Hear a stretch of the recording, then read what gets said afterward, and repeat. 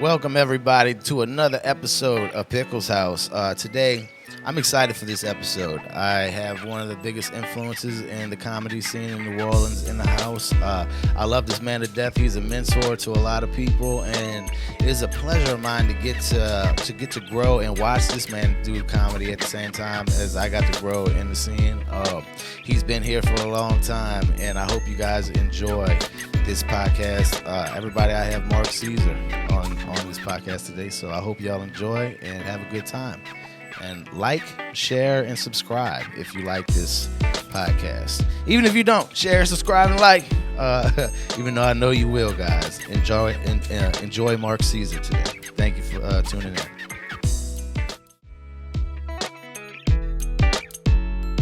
But that's what I like about your whole crew too. Everybody, yeah, man, a beast. You know, so we do writing sessions. Yeah, I like that. We lock in and have writing sessions. Like last week at my house, I had Dirty Mouth, Smiley, Sleepy, Troy, Will. We hit up J Can on the FaceTime. Yeah, shout out to J Can. He just got me a guest spot in the Punchline. Oh yeah, yeah. Oh, that's fire in Michigan. That's fire because he was just up there. Yeah, dude, I was nervous as fuck. Yeah. I don't get nervous like that, bro. But that room, I got nervous. But that's good though. You know what I'm saying? But that's how the scene's supposed to work. And Can not even from New Orleans. I did a guest spot for Billy Sorrell. See what I'm saying? And Billy, my guy. Yeah, Billy used to be on Wild 'N Out. I fucking rapped on the set, and Billy got up there. And he was like, "What the fuck was that, Pickle?" That was a cry for help, and he started fucking with me. Yeah, you know what I mean? But I'm used to shit like that. Yeah. He killed for 2 hours. I watched Billy do 2 hours. A fool. I was like, what the fuck? You can't get that man a mic. He's a beast. He don't know how to get down. What you mean? That's what it is? He go to cooking, you know what I'm saying? Once he go to cooking, he does. It take long as a pot of gumbo. I was trying to wait because I had to get back to the baby. You know what I'm saying? But I was trying to wait. I was like, this But you also trying to get this stage time. Well, I did. You did your spot, but you also want to hang around because it ain't never a good taste to be like, right? You're not this comedian, he just got his chance to perform and he dipped. Right. Because you might have left some opportunities in the room. Exactly. Well, let me tell you what happened. I told my girl, like, I had to pay for my Uber. I don't have Uber on my phone. I sent her the money. I sent her the $50 for the Uber. And I was like, yo, the show's probably about to be over. I'll let you know when to send the Uber. Yeah. She sends me a message. All right, Uber's on the way. Be there in 15 minutes. And I was like, girl, I just told you. And I had to go talk to her. I was like, look, exactly what you just explained. I was like, I can't. It's disrespectful to leave a show, especially this man just let me do 5 minutes. Yeah, he gave you a guest spot. He gave me a guest spot. Not knowing you, never knew you. Nothing. Yeah. You know, and I apologized to Billy. I sent him a message, and I was like, yo, I'm sorry I had to get back to the family. Yeah. He was like, and I hit him with that. I was like, even though you thought I was reaching for, like, help or something with the rap, and I wasn't, because I had set up jokes for that after that. You know what I mean? I do a little joke thing with it. But just the fact that you was able to But he was like, you did a great job, man. You know, it's all jokes. Like I told you, he was fucking with me a little bit about it, but that's what headliners, I do that shit too. You know, that's what he was like, it's just jokes. I said, oh, no, it's good, dog. You know what I mean? It felt good to have that experience. Billy a good guy, man. That's my dog, man. But J Can's a great guy too for getting me in there like that. Can used to, I met Can in 2018 when I had my other club on Claiborne, my first club on Claiborne, on the Avenue, and then I was gonna go there before the pandemic. Yeah, and that shut it down. Yeah, shut it down. I was a little upset about that. So we had the other club, and then I met J Can. J Can, one of my comedians, homies, who from New Orleans, who live in Houston, was like, hey, this guy coming down, he needs some stage time, whatever. I mean, I let him headline that thing, and we had an open bar and everything. We cut up, you dig? And so then we went from there to then boom. Fast forward, I was going on tour, and this tour is crazy. I'm gonna tell you. I was doing the Mark Caesar I'm Joke comedy tour. Yeah. This was 2018. And this was off your first special? No. Comedy Money hadn't came out yet, but Comedy Money is actually my 7th special. Really? Yeah. Damn. So, see, that's how I told you before Christ over here. Yeah, that's actually my 7th special. So the one I just recorded is my 8th special. But nice. So I let J Can come on tour with me and host my whole tour. Nice. I did a 15 city, let J Can host the whole thing. It was J Can was with me, Monty was with me. You remember Monty? You know Monty the comedian? I love Monty. So I met him. First time I saw him was at the pizza place. Yeah, Monty was my opener. Dude's fire. Can was the host. Monty was my opener. I had Rob Kazi on the tour. Nice. I just met Rob too. You just met Rob? Yeah. I had Ben the Don on the tour. So Benadine is like he always with Odell Beckham and shit like that. He's a comedian, but he do a social media thing. Okay. You know what I'm saying? And had him on the tour, and I had my girl Lauren Knight do some of the dates on the tour. From Atlanta? I know Atlanta. I know Lauren. So Lauren, she's so hospitable. So dog. you know Lauren was the one that had a great. situation with T.I. Yeah. So yeah, I know Lauren, dog. When I went to Atlanta, she was like one of the nicest people. And she got in Atlanta on Smash right now. Yeah, she do. I had she doesn't care either. Like, but I was wearing the Saints jersey. That.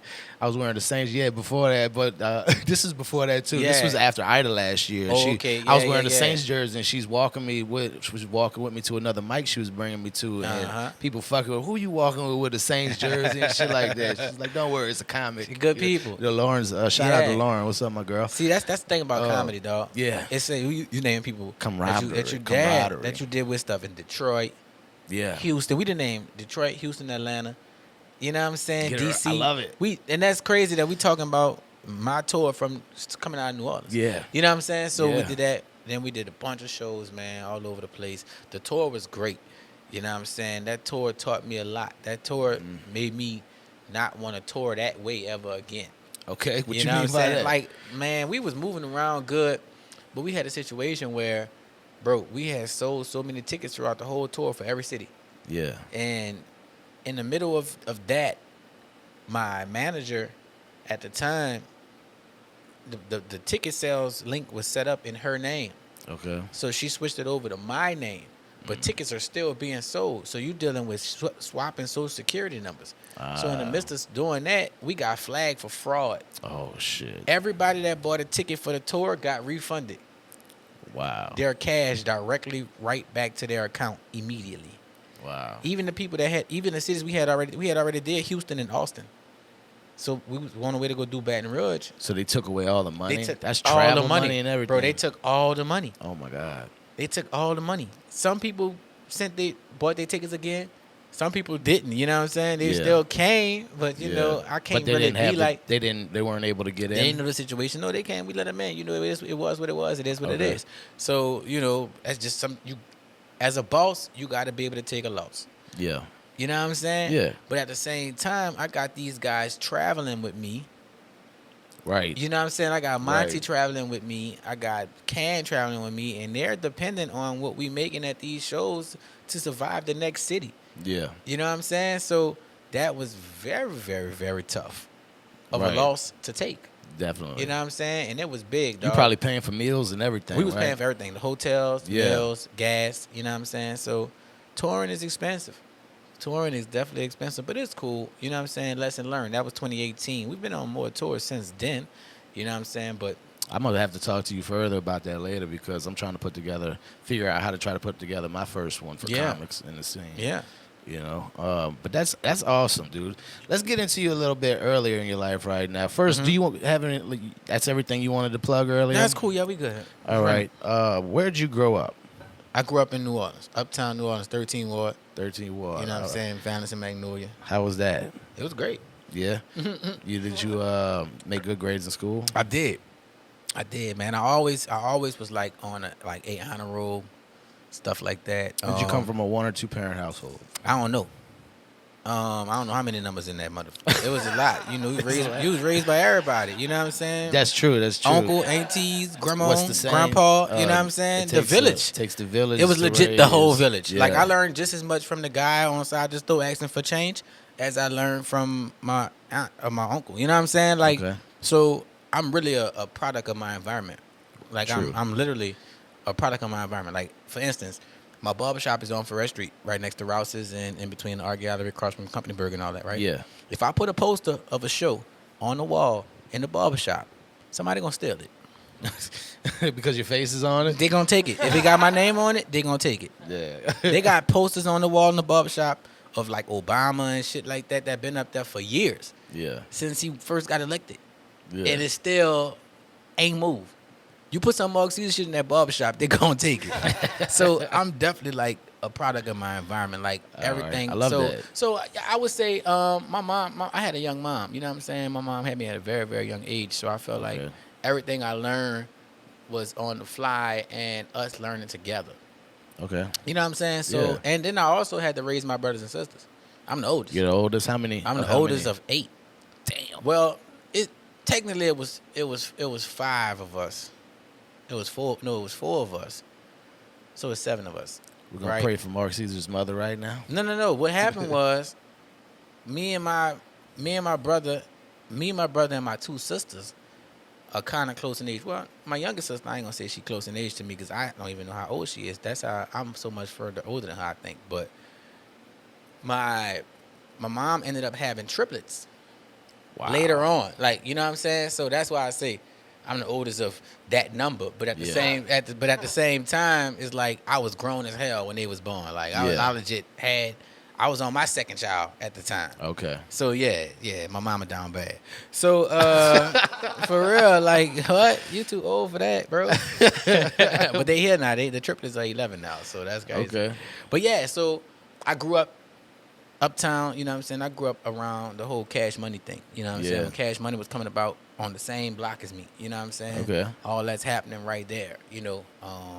Did you get to know any of them guys? I know all of them. I know everybody. You know what I'm saying? BG? Yeah, hell yeah. Like, that's like family. I love BG. I love Jewel. I love the whole crew. BG like family. Baby like an uncle to me. You know what I'm saying? Okay. Like, yeah. That's like family. You know what I'm saying? Like, right. Baby bought my mama a Camaro right before they dropped the Get Your Roll On video. Really? Yeah, man. That's a 1997 Camaro with 17-inch momos on it. I never forget it, bro. It was a T-top. Z28. Nice. Candy apple red. Fuck yeah. Yep. I remember she had a pothole, cracked the oil pan. Oh shit. You know how low the Camaro sit to the ground. Yeah. She cracked the oil pan, dog, on one of them uptown bumps, dog. Coming down Magnolia. Right on Magnolia and Amelia. She hit it. But that was around Baby bought everybody a car. Yeah. Baby bought everybody. If he came up with you, at the time, you got something. He's a very generous guy, man. People got a bad rap on Baby, but you got to know the guy. You know what I'm saying? He's a businessman, but you're a gangster too. But he's about his business, yeah. He definitely about his business. I learned a lot. But he's a giver. He gave back to the community. Yeah, man, definitely did a lot. That's great. A lot. That's good to hear. You know what I mean? They would shoot videos, dog, and Baby would hop off the bus. Like, they would shoot most of the videos on Valence and Magnolia, either right there on Ferret and Valence, right, which is Rouse's now, but used to be Eckerd. It used to be Eckert's.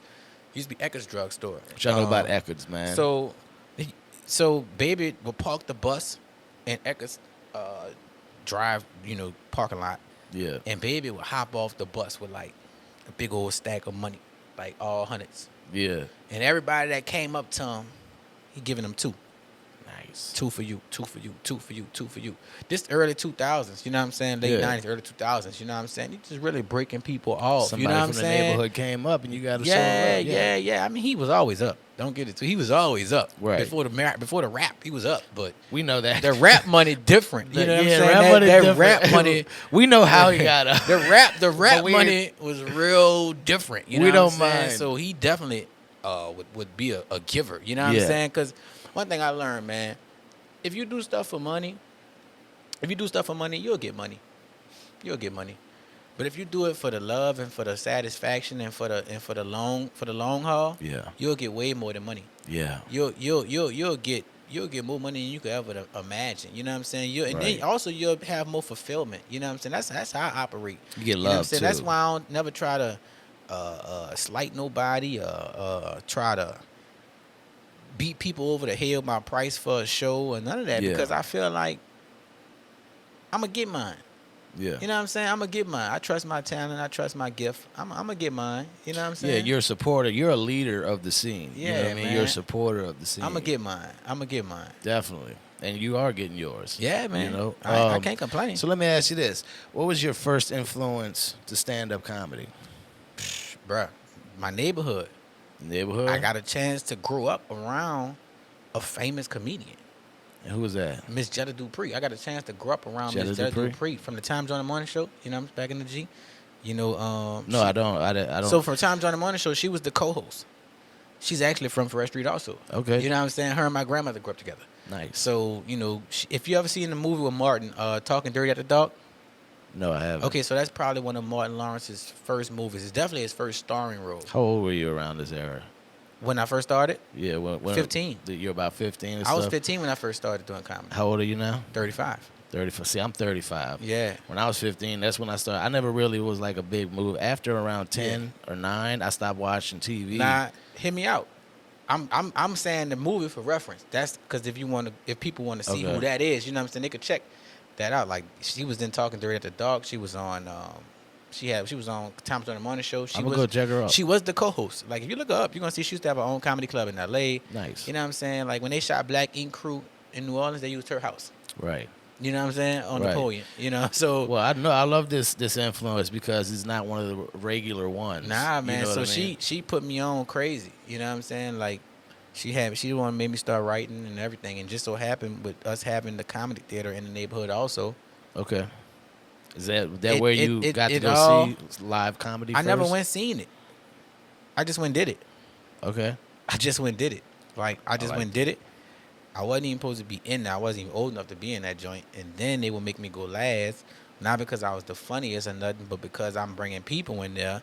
And it's like, all right, keep the crowd for the rest of the comics, you know, that's on the open mic. And right, definitely. You know how that go. And yeah, so that was that. And then it just started blossoming into, oh, he's actually kind of really good. Yeah. You know what I'm saying? So that's what that all was about. You remember your first time on stage? I do, man. I do. How'd you do? I did okay. I didn't get booed. That's good. Yeah, I never been booed before. That's good. I never been booed before, man. All the comics got that story. Not all the comics, but a lot of comics that be out there, they had that story about getting booed. I never got booed before. Maybe I need to get booed. Nah, you don't need Y'all should come boo me next week, man. Y'all hear this next, come make sure and just boo me. I don't care if it's funny or not. Just come and boo me so I could have that story. You gotta either have been booed or been homeless. You know what I'm saying? Like that's the two, right? That's the two. Because one time me and Geneva was talking. Me and Geneva was doing this show, this skit. It was a po' boy. It was a show where you eat and you talk shit. It was me and Geneva on there, and she was asking me like, Mark, she was like, Mark, how you do comedy? Like, what is it that gets you up to do comedy? She was like, because most comics got a backstory. You know what I'm saying? Like, oh, I was picked on. I'm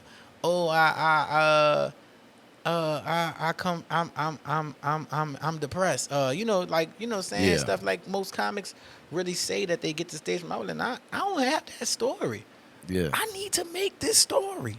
Like, I mean, that's not necessarily a bad thing. No, it's not a bad thing. It's not a bad thing. But do you believe in God? I do believe in God. Maybe you just been walking in God's path. I think so. You know, and a lot of people get blocked from that early on, and maybe you were one of those people who didn't get blocked from that. That's why I say I was like a protege to comedy. You know what I'm saying? It wasn't like I had to, most people who would have been doing it as long as me would have probably been washed out by now anyway. You'd be like, all right, and you do it starting it so young. Yeah. But I also started so young and had other stuff going on.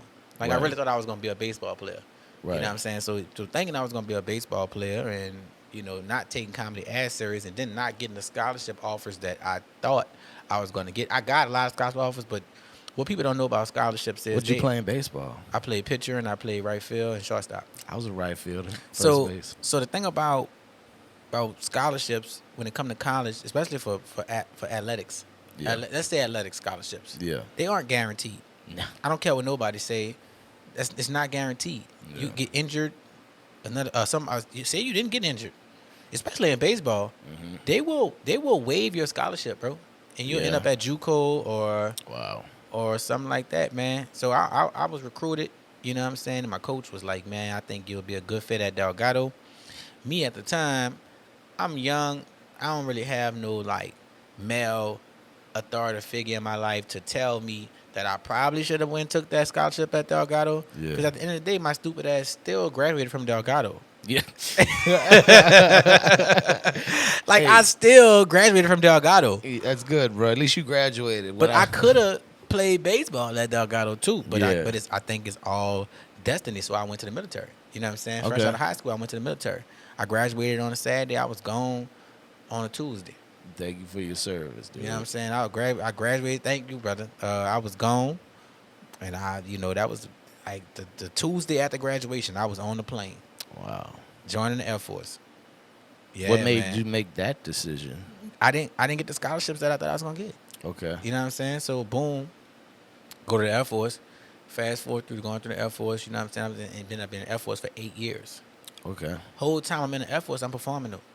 I'm performing. Really? Yeah. I'm performing, man. If I did a show on the base, you could best believe. Okay. If whoever wasn't on duty was at the show. Were you just doing them for free or? Yeah. Okay.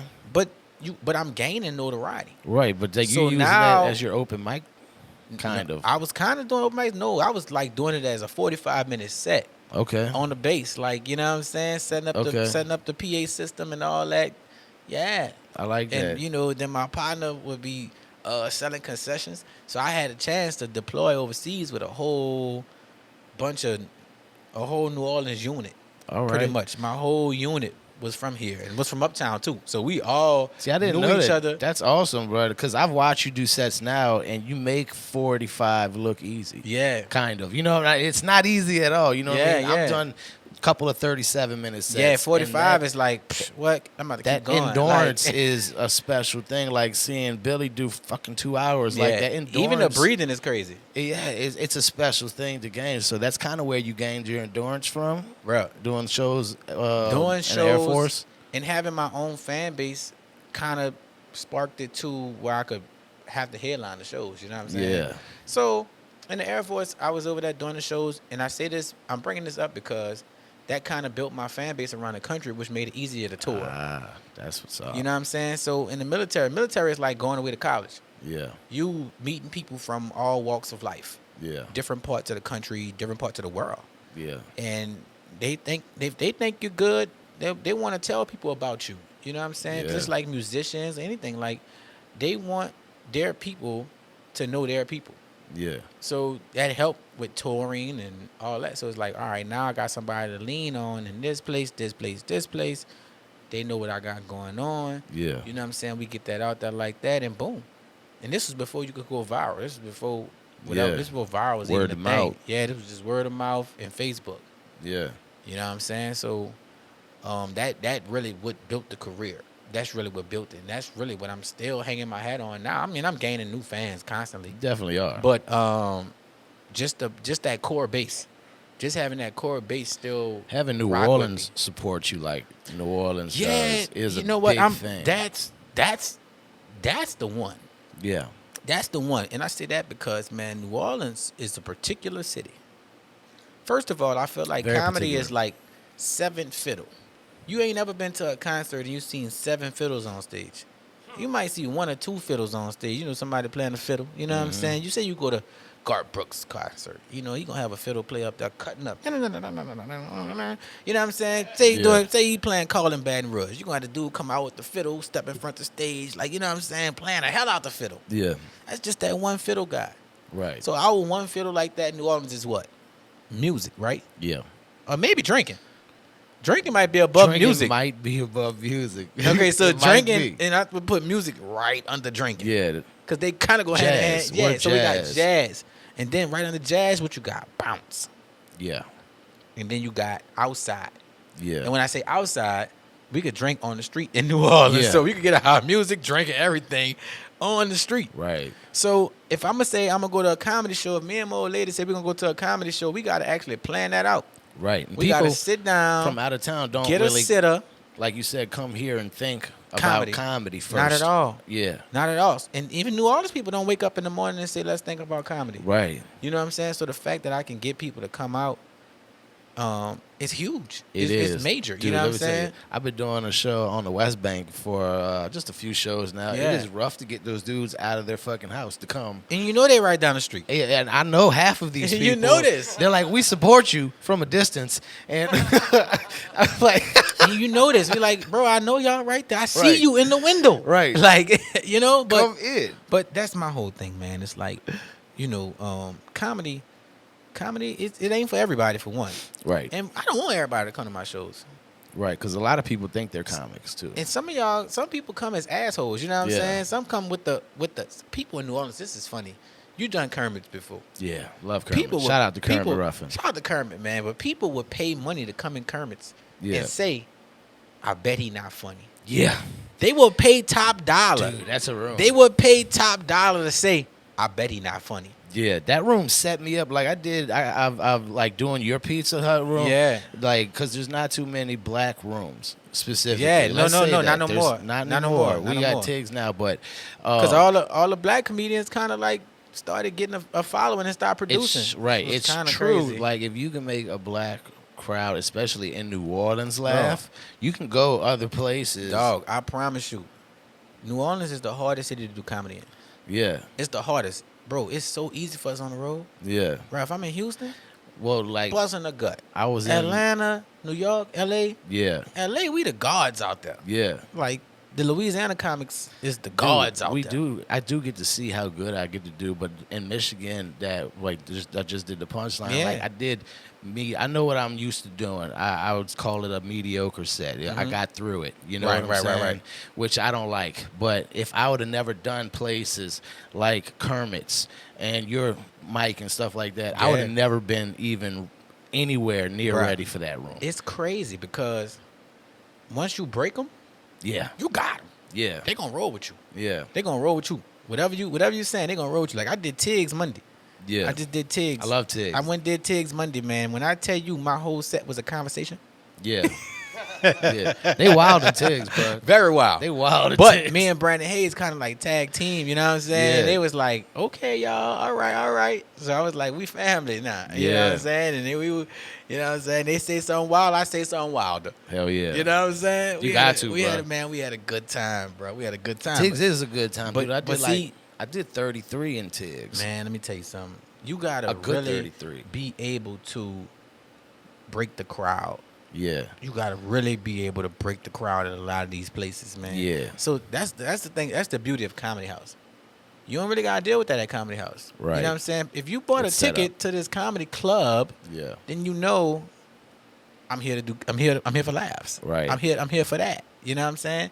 That's what we were missing. That's what New Orleans comedy scene has been missing for a long time. We could put a show anywhere. We could put a show up anywhere, set it up anywhere. Right. We know what we're doing with that shit. It's just the people. We're hustlers. It's the people. Yeah. You know what I'm saying? So once the people come in, they had to really come with it on their mind, you know, to laugh, you know. So yeah, that's the same thing with the West Bank, dude. When I do my show, I go in there and I set my shit up. I set all my equipment up. And before my show, I got a bunch of people in that bitch playing pool and stuff like that. Dude, I get on stage and I start telling them, I start fucking with them. Yeah. Start riffing and doing jokes and shit like that. And I pull in tickets that way because they're about to leave. Well, you know what I used to do? When I would do a club that had all that going on, like we used to do sports bars. Yeah. You know what I'm saying? We got sports bars down here in Louisiana. And, you know, when I would do a sports bar, man, I'm cutting off. I want all the TVs off before I go on stage. Yeah. I want the pool table covered. Yeah. You know what I'm saying? I want the people attentive. I want all your attention. Right. Because you ain't about to be watching the Olympics while I'm doing my jokes. Right. You know what I'm saying? You Exactly. about to get the Olympic of jokes up here, baby. Yeah. And look, I had to learn that too. Baby, Carl Lewis is on stage right now. That's right. I'm about to long jump over y'all ass. Watch this.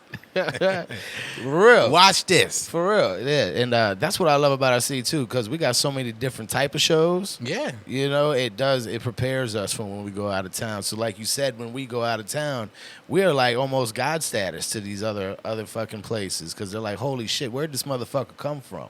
Because we really do. Listening to your set, like when I first got to hear your like a 45-minute set from you, I was like, that is some of the most well-rounded jokes I've heard from any comic in New Orleans. And it probably way different than anything you heard me do to the mic. Yeah. The tie-ins is... Yeah, the way you set up, like, your callbacks are there throughout the whole fucking thing. Your callbacks, I was like, this is fucking professionalism. Yeah, and thank you, brother. I love thank that. You, thank you, man. You know what I mean? No, thank you. Because, like I said, you're a mentor to the scene. Yeah. You know what I mean? You're one of those people that mentors people. You take people in, and you're like, let me help you. That's what I do, man. And that's what I think is giving back is almost more important than just doing the comedy. Yeah. You know, it's more fulfilling. For me, it's become almost more fulfilling than doing the comedy, you know, even though the comedy is the fucking main thing. Well, what I would say is, to you, don't get caught up in trying to put on.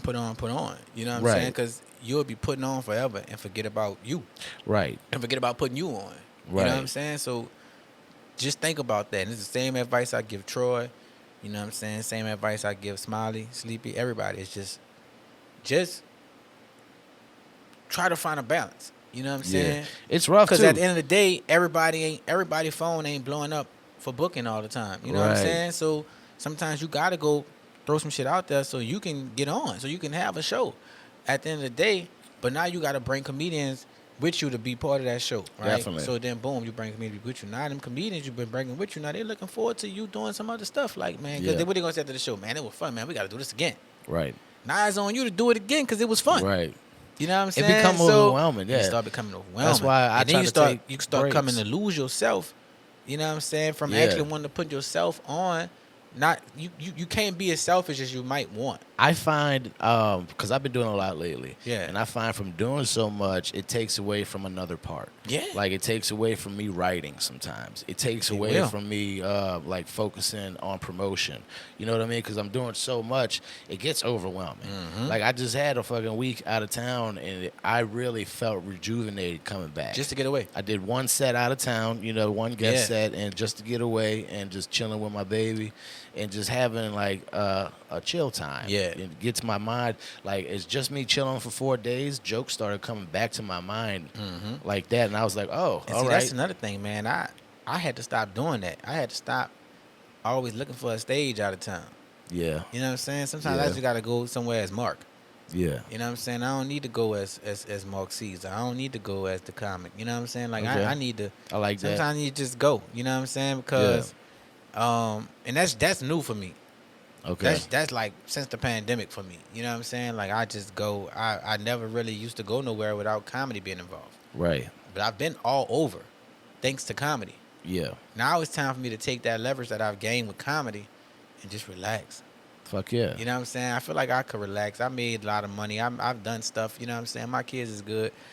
I feel like I could relax. You know what I'm saying? A little bit. Not too much. Well, that's awesome. Like you're 35, I'm 35, but I just started. You know what I mean? So I feel like I need to go. You know what I mean? I feel like I need to go. Also, I feel like comedy is one of those things where you don't have to be a certain age. You know what I'm saying? True. You don't have to be a certain age to really do it. You know what I'm saying? I mean, I will say for younger comics, our journeys are all different. Yeah. In this game. But I will say for younger comics, it can be tougher because your material isn't mature enough. Right. Living life, you haven't lived enough life to really be as funny as you could possibly be. Right. You know what I'm saying? Right. That's like one I was thing. just telling Troy this the other day. You really can't. Funny as hell. But Troy's amazing. For his age and for things, he's fucking But he's speaking on things hilarious. in his age bracket. Yeah. Just imagine when he can be 25. He's only 22. So just imagine in 3 years that he's lived 3 more years of life. Right. And able to do stuff like, for instance, on my comedy special, dog, on my last comedy special, you came to my last comedy special. I believe so. Comedy, Shut Up Caesar. Probably so. I mean, I've been to a lot of your shows. So it was the last one I actually filmed, though. I don't know if I was at the film. It was in March. All right, so boom. I might have been at that. I think it was there. I might have been at that. Yeah, you packed that room out. Yeah, so, and yeah, that was another issue with them turning people back. That's a whole other thing. But I did a joke, my closer, on that comedy special, and I did it at another bar too. Okay, I know what you're talking about. All right, so that closer, I wrote that joke in 2007. Okay, damn. I wrote it in 2007. In 2007, I was 21 years old. All right. I wasn't ready to tell that joke. Right. You feel me? Yeah. Like, matter of fact, when I wrote the joke, I was 20. I wasn't even 21 yet. Yeah. I wasn't ready to tell the joke. The joke just was able to be told at the age of 35. Yeah, you had to mature into your Had to mature joke. into the joke, bro, Okay. because and I doubled back on that joke. Yeah. So the joke was the joke of me being shot in the drive-by. Yeah. Fucking hilarious. The joke of me being shot in the drive-by, which is a true story. Yeah. But to add the other elements to the story to make it funny, which is funny in general, because just the whole situation of getting shot, the way I got shot, why I got shot, and where I got shot, and what it's so funny. I want to say a punchline. My it's favorite just punchline, so stupid. Like, it's just so stupid. But I wanted to tie 2 movies. into it, and I did. I tied the joke. I tied two. I talk about the joke. I tied 2 movies into the joke. No, I'm just glancing for time purposes. Yeah. Okay. I tied Set It Off into Boys in the Hood. Yeah. You know what I'm saying? The part of the reason why I needed to go and get extra hours at work. You know what I'm saying? Which was what the same issue with the ladies were having on Set It Off. They needed to make more money to get out of a situation that they was in. Yeah. You know what I'm saying? The one lady about to lose her baby, one girl had to send her brother to school. You know, they all had these situations. Yeah. You know, and then on Boys in the Hood, the whole drive-by scene, you know what I'm saying? Ricky, like, you know what I'm saying? Like, you set it up, bro, perfectly, trying to do, because putting both movies into the joke. To give the scene, the real scene about this joke is he brings you down to sadness. All the way. And then brings you all the way down. All the way down. Like, to the point of them down. carrying me with the blood all on me. It's what we thought was blood. It's a roller you know coaster one.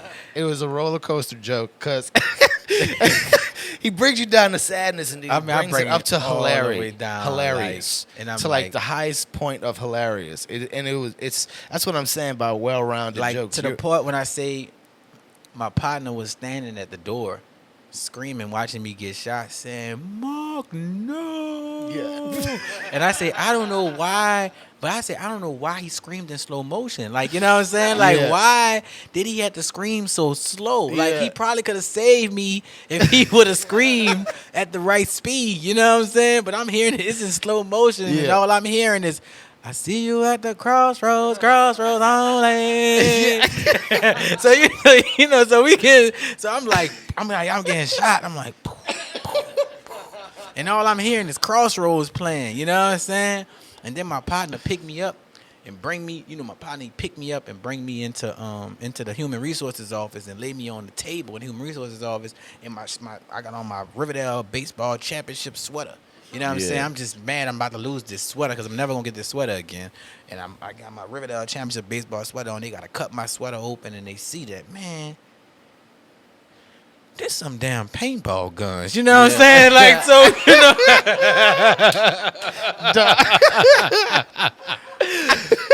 So, it's crazy, bro. I wrote that joke in 2007. Yeah. That's awesome. 2007. And you worked it for that. Like, how many years did you work? I never did it. I never did it until my special. Really? I never did it. So you just started doing it? I never did. I only done it twice. No shit. On my special and That's Your Mic. No shit.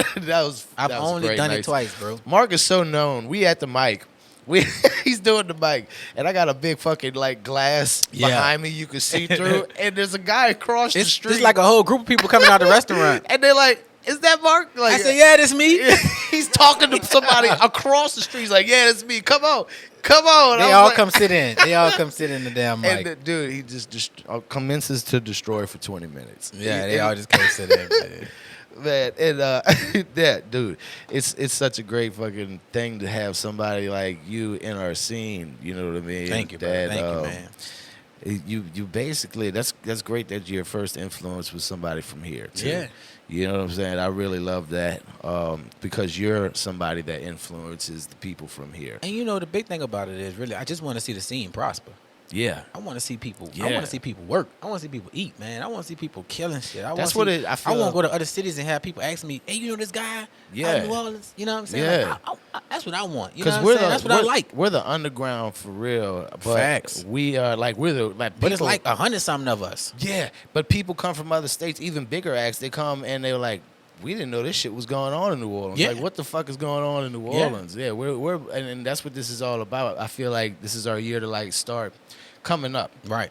I feel our scene We've been coming up. The scene been growing, man, for the last come to the light. 5 years. I think definitely the scene really been growing good. Like, you know what I'm saying? Make it come to the light now, because we deserve that. Yeah. You know, we really do. You know, I might be young, but there's a lot of fucking vets like you in our scene. They was treating us like Reggie.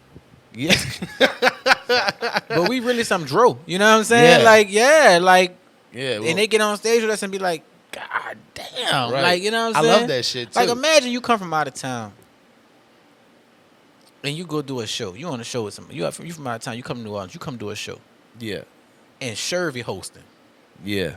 You know what I'm saying? Which like, is amazing, dude. I with had to like, go. like say Shervy hosting, and it's the first taste of New Orleans comedy you got to see. Yeah. Was this damn hurricane? You know what I'm saying? Yeah. So now it's like, God damn, what do I do? You know what I'm saying? Like, Shervy's so good. I got to feel the power of Shervy because I went against him in the Battle of the Bayou. Oh recently. yeah. All right, now Shervy is known in our scene and shit like that. Yeah. And look, I did good, but I fucking double backed on a joke that I used the week before, and Duke's family was in the fucking audience. Oh yeah. The whole front row, you know, so they heard me do this joke, and I didn't get laughs like I did, so I recognized that on stage. Yeah. And I went after Shervy.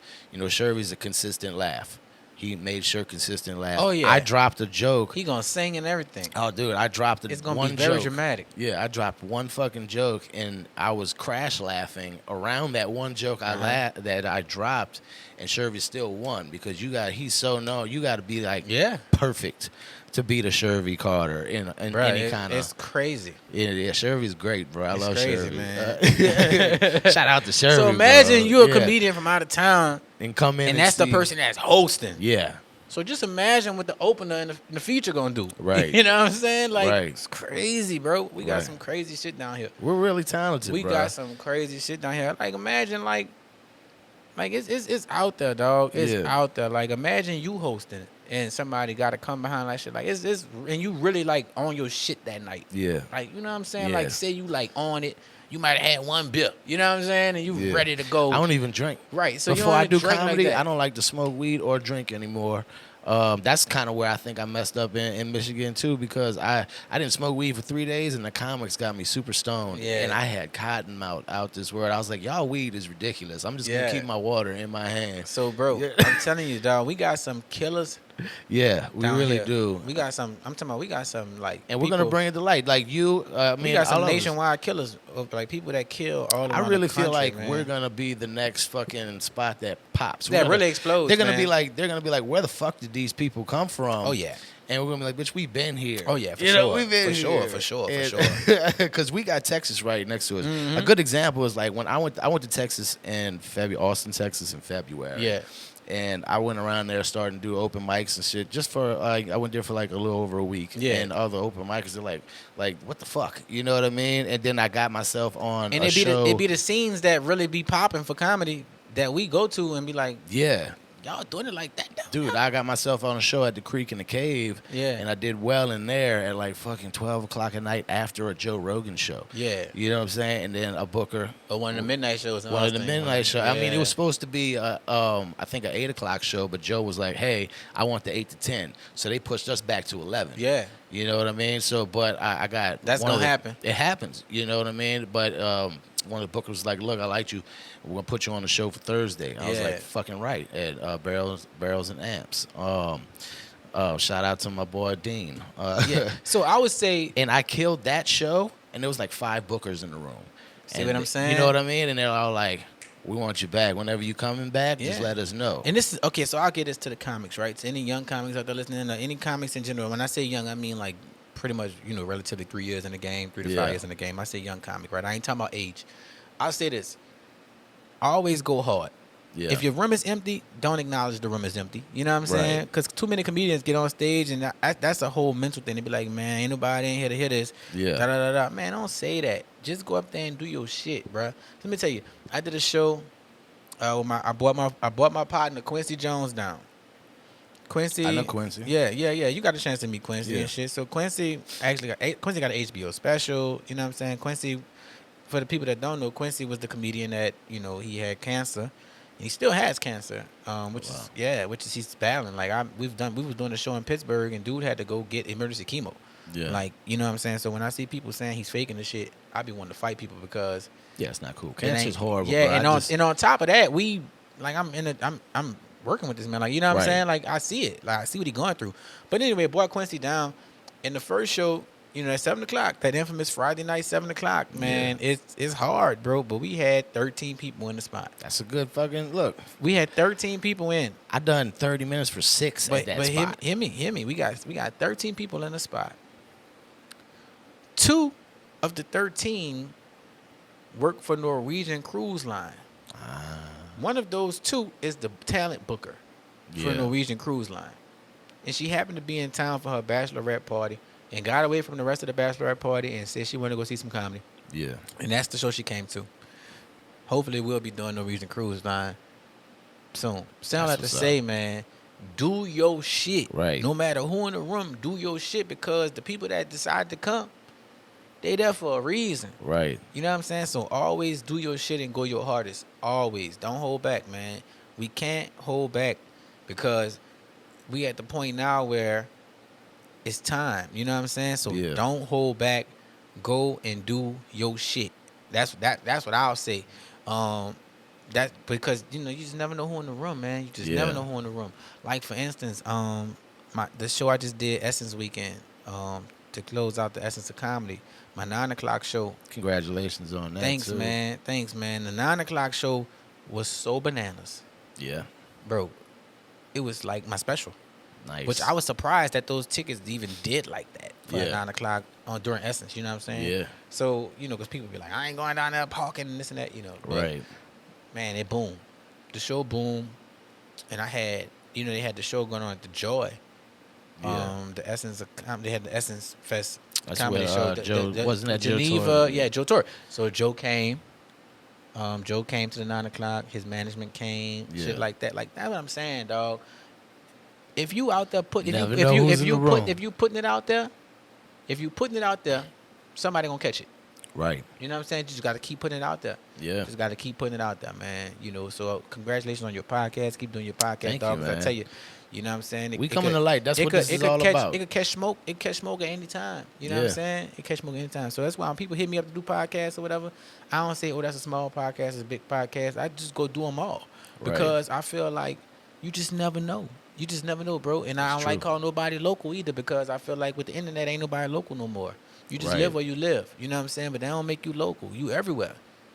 But I tell you one thing, bro, about that word local. Like, I know what it is to be, like, known locally now. You know, it's a weird thing. Yeah. Like, I walk down the street sometimes on magazine, and I have people, like, yelling, Pickle at me, and I'm like, what's up, It dude? feel good, especially in a city like New Orleans, because, you know what I'm saying? But we're still underground, and that's what we're trying to bring. We're going to bring this thing to light in every way, and that's what these podcasts are about, and that's what the way everybody goes and does their thing, like Catchy. You're holding Catchy's thing. She's putting shout out to Catch Fest. I'm doing Catch Fest. You're doing Catch Fest? So I'm not performing. I'm going to be there, too. Shout out to Catch Fest. I'm not performing, but Catch Fest. I'm doing the podcast. The podcast that she's bringing down. I'm going to be there that day. Yeah, they're interviewing me. Yeah, she told me that. So that's going to be super dope, man. I might sling some jokes at some point if Catchy let me, but Catchy my dog. Shout out to Catchy, man. Yeah. What are we like on time? We got 5 minutes. 5 minutes. Man, is there man, look, before we get out of here, is there any other message you want to put out there to the world? So I'm probably going to be, well, not probably going to be, I'm going to be co-hosting this TV show called The Sandra Show on Afrotainment Network. It comes on. It's in I got the numbers. It's in 20 million, something like that. No, that ain't right. It's in, I want to say 5 million households. Nice. So, the numbers, like, so I'm going to be hosting. You deserve it. And thank you, bro. It came about, I did the show. They brought me on as a guest. Yeah. They liked me so much as a guest that they wanted to create a new segment thing and bring me back as a co-host. I love it. So that was dope. I guess I did my thing. They were saying my episode is one of the most viewed episodes, though. Nice. So that was real good, man. That is. I was happy that my people went found the app and watched it. Yeah. You know what I'm saying? Yeah. Like, when I promoted it, put it on my page and stuff, they were just so happy to, man, people just be so happy to see you doing something, honestly. Yeah. That's really how my fans is, man. They just be happy to see me doing I love something, that, dog. bro. You have such a great fan base. It's amazing to see. Dog, it'd be crazy because people be knowing where I come from, and they be like, bro, just to see where you come from and the people you grew up with and the hood you from, and to see you doing what you're doing, it's like you could have did anything. You know what I'm saying? Like, negative, but, you decided to go and pursue a talent. You know what I'm saying? Right. And I feel that, you know what I'm saying, at the same time, but that's what I'm saying earlier. Like, I feel like you were one of the people that got to walk God's path for your life. I think so, man. I think so. Without distraction, kind of. You know it's what definitely I mean? some distraction. There's always, like, distraction, but I you see got what you're saying, to though. get into it. I was actually able to not have a story saying, one of them could have been stories. Right, because I fucking ran the streets. I was a drug dealer for over 10 years of my life. And that's one of the things that you're saying. Just being from this era, you could easily fall into that. You could succumb to it all. I mean, and there's so much temptation in New Orleans. Hell yeah. Hell yeah. So it's going to be temptation at the red light when I walk out this door. Yeah, definitely. Definitely. What if I'm walking out, right? And I look across the street and I see a big fine thing walking out rainbow. Come on now. You just never know. Right. Well, that's a better temptation. Now, here I am with a new baby mama. You know what I'm saying? Like, that's the type of temptation you don't need in your life, bro. That's what you don't need. You don't need that. You know, dog, go the other way. Go the other way. You know what I'm saying? Or at least use a condom. Yeah, that too. That too. Man, thank you so much for coming in today, Mark. Man, thank you for having me, Pickles. It's been a pleasure. I really appreciate it, dude. You're doing great things. Once again, plug where they can follow you at on. Okay, y'all can follow me on social medias, man. Y'all can follow me on Facebook at Mark Caesar. That's CAESAR. Like the salad dressing, y'all. Not like Club Caesars on the West Bank. It's the A before the E. I could probably stop saying like the salad dressing, huh? I could probably start saying like the Superdome. Like the Superdome now, yeah. Like the Superdome. Yeah. CAESAR. So Mark Caesar. Follow me on Facebook at Mark Caesar. Instagram, Mark_Caesar. It's an old ass picture of me as the Avi. I'm never changing it though. But it's the first picture I ever put on Instagram, so I'm gonna leave it up as the Avi. But I don't look like myself on there. I can tell you that. I look like I was on drugs. But I was small and skinny, man. It was years ago. You know, it was prior to the kids getting, prior to me coaching and shit before I became a real dad. And then you can find me on Twitter at PissYoPants 1. That's PISSYO pants and the number 1. There you go. Follow me on Twitter, man. Twitter where most of my bookings come from. Follow Mark Caesar on all platforms. Go see him at his show. Do the same for me, Pickle House 504. Like, subscribe, share with your friends if you like this episode, man, because we got a lot more great talent we're going to have on I got planned for Pickles House, you guys. Yeah. Once again, thanks for coming in, Mark. And good, it's been our show, man. Y'all have a good day. Y'all hold it down for the 99-2000.